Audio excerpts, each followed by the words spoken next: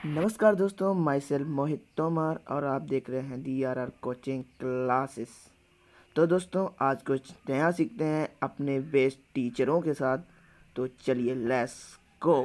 वो सब English medium में बनाए हैं, लेकिन अभी कुछ दिनों से हिंदी मीडियम स्टूडेंट्स के और बहुत से टीचर्स के डिमांड आ रहे थे कि सर आप ये कंटेंट्स यदि आप हिंदी मीडियम में भी प्रोवाइड करा देते तो बहुत अच्छी बात होती।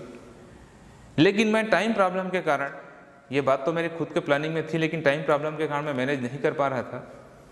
फिर भी मैंने सोचा कि बहुत से स्टूडेंट ऐसे हैं, हिंदी मीडियम के स्टूडेंट हैं, बहुत इंटेलिजेंट स्टूडेंट्स हैं, और ख़ासकर इस टाइम में जब हमारा पूरा देश कोरोना प्रॉब्लम के कारण लॉकडाउन कंडीशन से गुजर रहा है, स्टूडेंट्स के पास कोचिंग क्लासेस में जाने के लिए, स्कूल में जाने के लिए कंडीशन नहीं है, तो बहुत ज़्यादा रिक्वायरमेंट है।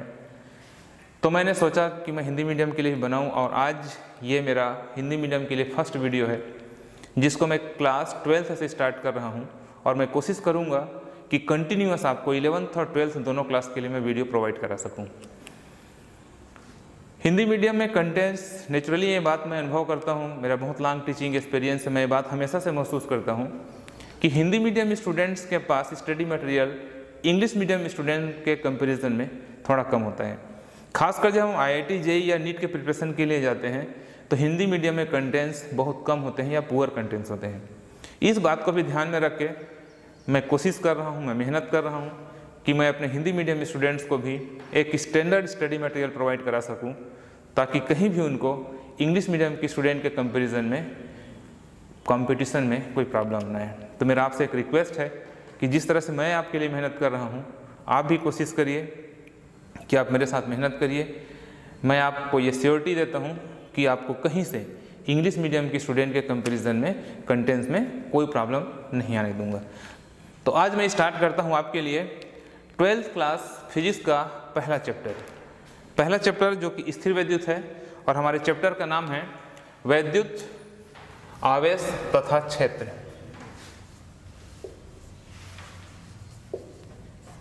वैद्युत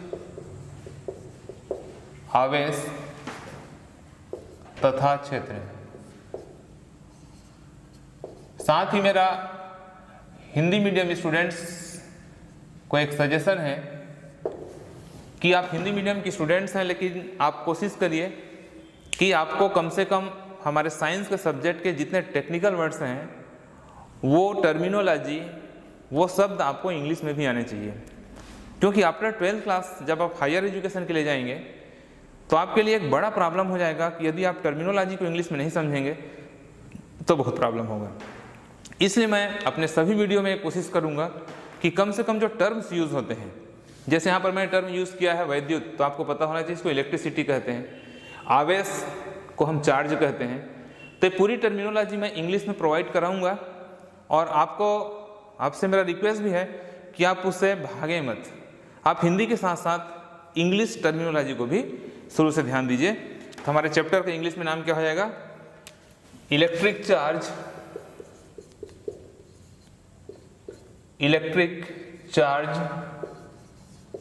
एंड फील्ड।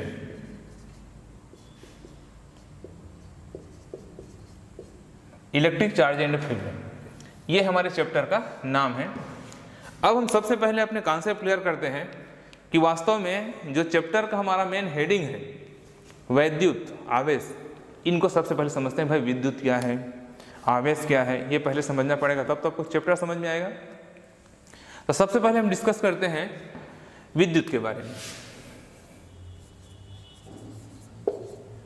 कि विद्युत क्या है, इलेक्ट्रिसिटी, व्हाट इज इलेक्ट्रिसिटी। तो ये बात हम सभी को पता है कि हमारा पूरा ब्रह्मांड एक ऊर्जा का स्रोत है। पूरा हमारा ब्रह्मांड ऊर्जा का एक रूप है, ऊर्जा से भरा हुआ है। यहाँ पर विद्युत भी जो हम पढ़ रहे हैं वो भी क्या है? ऊर्जा का एक रूप है। दैट मीन्स हम ये कह सकते हैं कि विद्युत जो है वह ऊर्जा का एक रूप है। अब यहाँ पर हम देखते हैं कि किस तरह की ऊर्जा है, कैसे प्रोड्यूस होता है, कैसे इसके बारे में पता चला।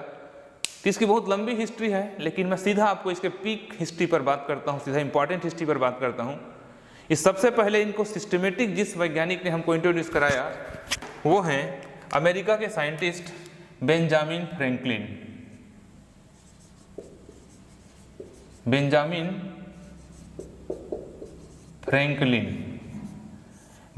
फ्रैंकलिन नाम के साइंटिस्ट ने इलेक्ट्रिसिटी को हमको सिस्टमेटिक बताया, और ये एक घटना थी, एक प्राकृतिक घटना है। ऐसे भी मैं अपने फिजिक्स के सभी क्लास में जरूर डिस्कस करता हूँ कि वास्तव में हमारा सब्जेक्ट क्या है, प्रकृति का अध्ययन है।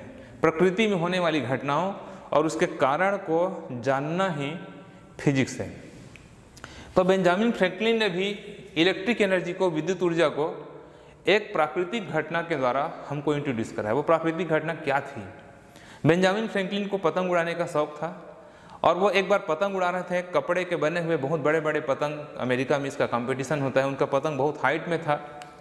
और जब वो पतंग उड़ा रहे थे इस तरह से, तो पतंग उड़ाते समय वो जो थ्रेड, वो जो धागा पकड़े हुए थे, उसमें अचानक मौसम खराब होने से, लाइटनिंग होने से, मतलब इसमें बिजली चमकने लगी आकाश में।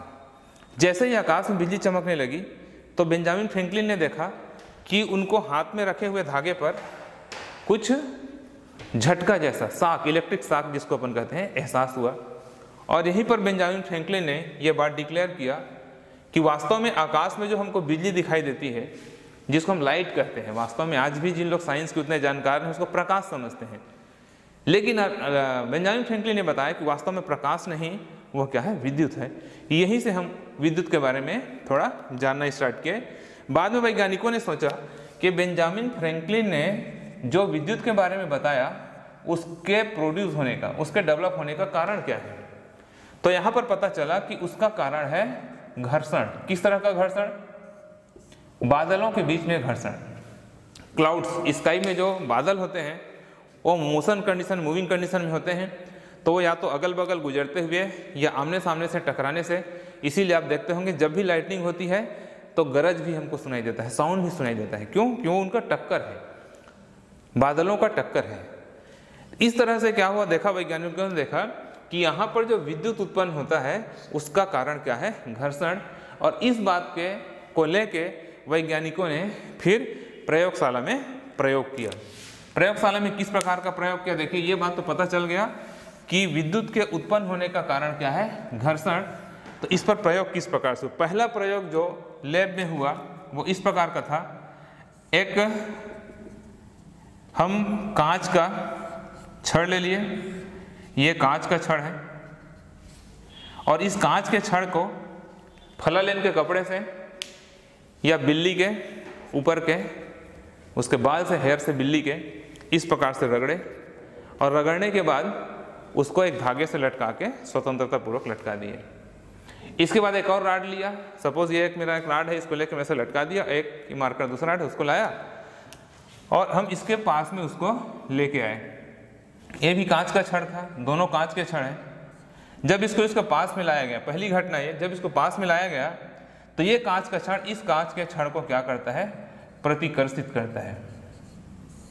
ये इसको प्रतिकर्षित करता है, माने उसको क्या करता है, ढकेलता है।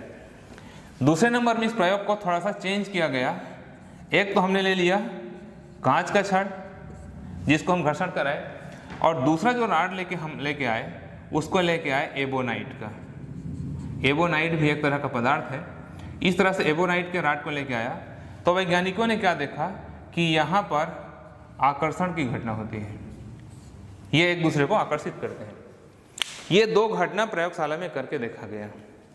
तो यहाँ से वैज्ञानिकों ने एक निष्कर्ष निकाला। किस तरह का निष्कर्ष निकाला कि भाई जब दोनों समान पदार्थ थे तो प्रतिकर्षण हुआ, और जब दोनों मटेरियल को हम चेंज कर दिए, कांच या एबोनाइट कर दिया, तो उसमें क्या हुआ, आकर्षण हुआ। तो चूंकि यहाँ प्रतिकर्षण और आकर्षण दो तरह की घटना हो रही है, तो निश्चित रूप से यहाँ पर कोई दो तरह का चीज उत्पन्न हो रहा होगा। जैसे चुंबक में दो पोल होते हैं, नॉर्थ और साउथ, क्योंकि इलेक्ट्रिसिटी के पहले हमको मैग्नेटिज्म के बारे में पता था, चुंबक के बारे में पता था। तो यहाँ पर देखा गया कि कुछ दो चीज उत्पन्न हो रहा होगा, और उसको उन्होंने नाम दिया आवेश। मैं आपको बाद में बताऊंगा आवेश का सिस्टमेटिक डेफिनेशन। उसको उन्होंने आवेश कहा, इंग्लिश में हम बोलते हैं इसको क्या, चार्ज। ये आवेश। तो घर्षण के दौरान, इनके घर्षण के दौरान जो चीज उत्पन्न हो रहा है उसको आवेश कहा गया। और आवेश के दो प्रकार बताए गए, एक धन आवेश पॉजिटिव चार्ज और दूसरा ऋण आवेश। इस तरह से आवेश के दो प्रकार होते हैं, धन आवेश और ऋण आवेश। क्लियर? अब सवाल यहाँ पर ये उठता है कि कांच और एबोनाइट में किसमें धन आवेश है, किसमें ऋण आवेश है। तो पहले एक परिपाटी की तरह मान लिए कि कांच में जो आवेश उत्पन्न हो रहा था वो धन आवेश उत्पन्न हो रहा था। तो कांच में यहाँ पर हम क्या आवेश उत्पन्न कर दिए, धन आवेश, और एबोनाइट में जो आवेश उत्पन्न हो रहा था वो ऋण आवेश उत्पन्न हो रहा था। इस प्रकार वैज्ञानिकों ने बताया, चूंकि दोनों कांच का छड़ है और दोनों में समान आवेश है, तो समान आवेश में प्रतिकर्षण होता है, यह बताया।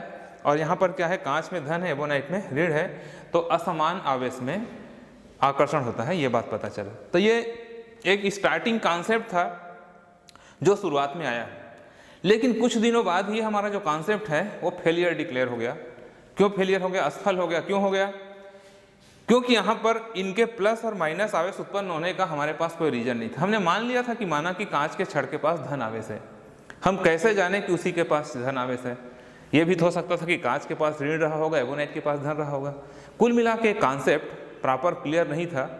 तो बाद में मॉडर्न फिजिक्स में जब इस पर आगे वैज्ञानिकों ने अध्ययन किया तो इसका जो थ्योरी आया, जिसको हम बोलते हैं आवेश उत्पत्ति का इलेक्ट्रॉनिक सिद्धांत, जो कि बहुत इंपॉर्टेंट कॉन्सेप्ट है और आपके एग्जाम में भी ये कॉन्सेप्ट पूछा जा सकता है। तो ये मैंने आपको शुरुआत में जो बताया, एक तरह से एक इंट्रोडक्शन बताया, एक हिस्ट्री बताया। अब हम यहाँ पर देखते हैं आवेश उत्पत्ति का कारण। वास्तव में उसको कहते हैं आवेश उत्पत्ति का कारण, मीन्स आवेश उत्पत्ति का इलेक्ट्रॉनिक सिद्धांत। इलेक्ट्रॉनिक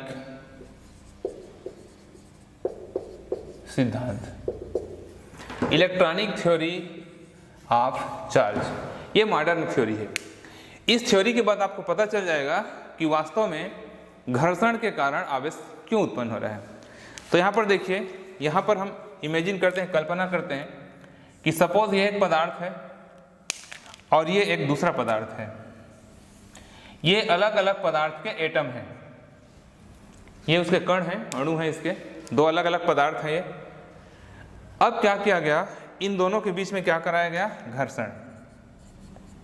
इनके बीच में जब घर्षण कराया दोनों के बीच में, तो घर्षण कराने से क्या होता है, इनको बाह्य ऊर्जा प्राप्त होता है। क्योंकि जब भी हम फ्रिक्शन करते हैं, घर्षण करते हैं, तो वहाँ पर जो इलेक्ट्रॉन होते हैं वो एक्सटर्नल एनर्जी, बाह्य ऊर्जा प्राप्त करते हैं और उत्तेजित अवस्था में आ जाते हैं। और ये बात अपने को पता है कि इसके न्यूक्लियस में जो पॉजिटिव चार्ज होता है